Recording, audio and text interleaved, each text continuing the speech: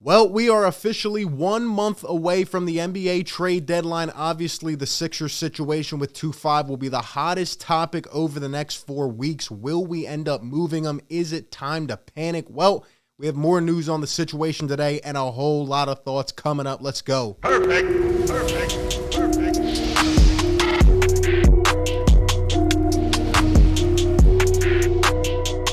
What is going on, everybody? RB here. Welcome on in to the show. Like always, if you do enjoy this content, feel free to drop a like. Hit the subscribe if you're new. Help us keep growing the family. And be sure to hit that bell so you get all the notifications when we drop content or go live. Speaking of going live, I have been going live for almost every single Sixers game. Shout out to everybody who has been rocking with me in the streams. We will be taking off this one today. Have some things I have to take care of.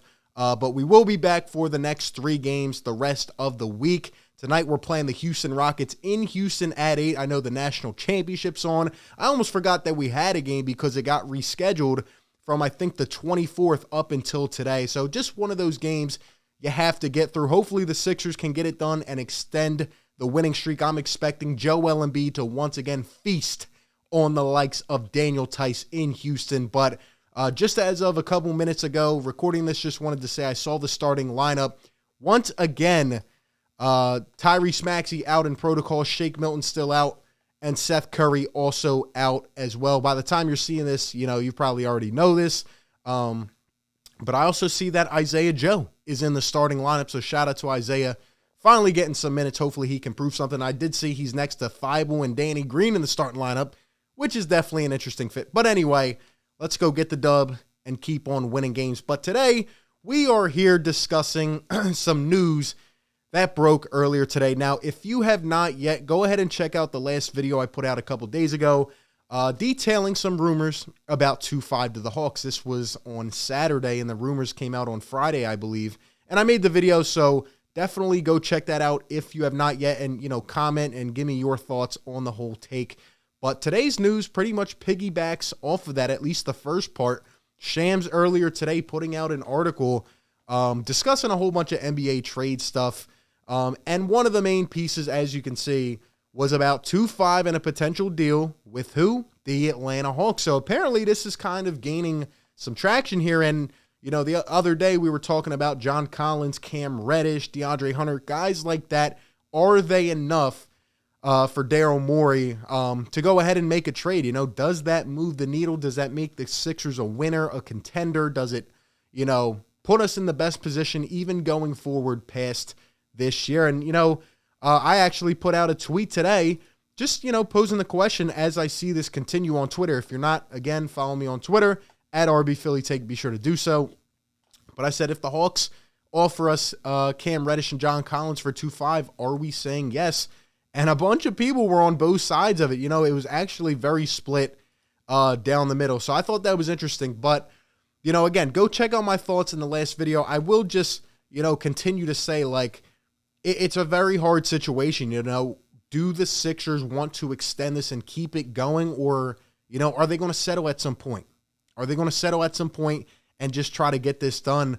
If you're talking about a guy like Cam Reddish, maybe some picks, depending on where the situation is at right now, you have to at least consider it, right? And John Collins is no scrub. He can play.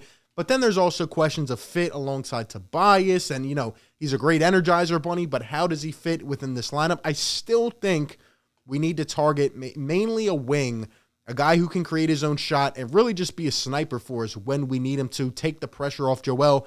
But again, there's a problem right now. There's a shortage. There's not a lot of guys really going around. Even Damian Lillard, I heard today, might not even be playing the rest of the season. So there doesn't seem to be a strong market. Daryl's going to have to make a decision, but now we are officially 1 month away, and I'm getting a little bit worried. Now, I think that this is going to go either way, Maybe in the last week or two, things are going to really heat up. Maybe something hits us out of nowhere. But if we don't hear any noise, man, and this continues to go down, and it goes down to the wire, and we're biting our nails on February 10th, I'm not going to be happy. And I know people, once again, like I said last video, think that I am just not going to give Daryl Morey any criticism. Let me just say, he has had his hands tied so far, but if we pass this deadline, everybody in the organization is going to hear it, at least from me. I'm going to give my thoughts. I think that would be a colossal failure to hold on to this past the deadline and really just be disrespecting the rest of these guys and just pretty much tell us as a whole that this year's kind of washed away. And I don't want to see that. It really is a terrible situation that we do not deserve. But here we are, man. It sucks. But anyway, the reason for me making this and the further reason that I am wary just a little bit more today was another huge nugget from the Shams article. And here it is. A quote from the article that Shams put out. And again, this is Shams, so how much can you really believe it? That is also a good question because, I know what the guy is up to, okay?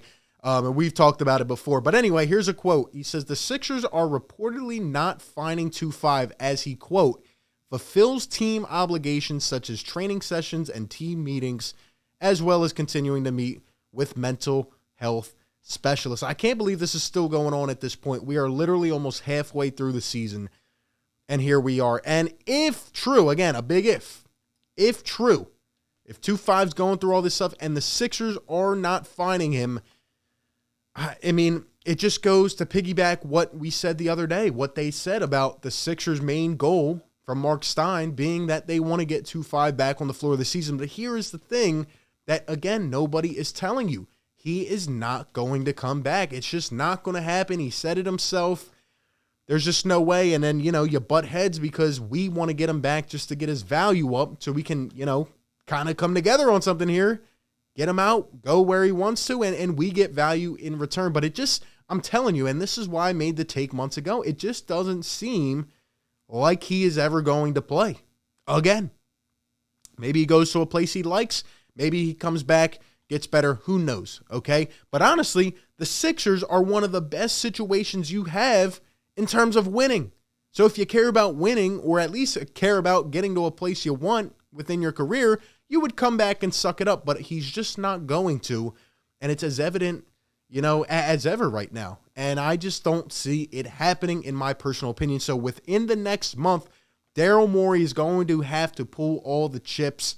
And he's going to have to find a way to leverage this as best as possible. We've been hearing this for months and months. Now I'm hearing people, literally fans, right now with a month to go say, well, we should just wait until the offseason. More guys will become available. I'm sorry. I'm not waiting another handful of months, all right? Joel Embiid is playing his peak basketball right now. This team is getting better. You have to go all in and make something happen, all right? I'm sorry. I'm almost willing to cut the losses at this point. So if we can get a couple players of value in return, I know the market is not as strong right now. If we can get a few players that can just help contribute to this team, I think we have a really good shot.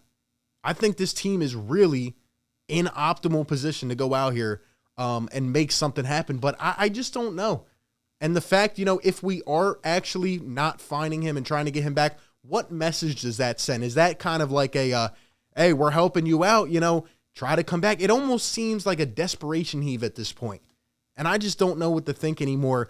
And honestly, nobody does because we haven't heard anything from the Sixers on the situation since the mental health part of it came up. And here we are with a month to go with 4 weeks left.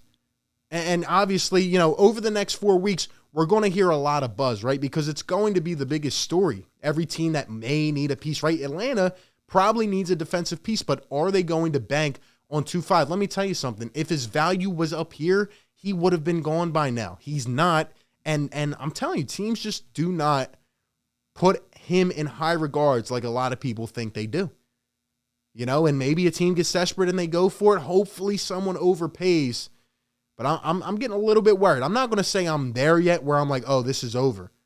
Let's just say the next couple of weeks need to go really well. The Sixers need to get a playmaker. I don't want to extend this on anymore and, really just hurt the confidence of the other guys on this team.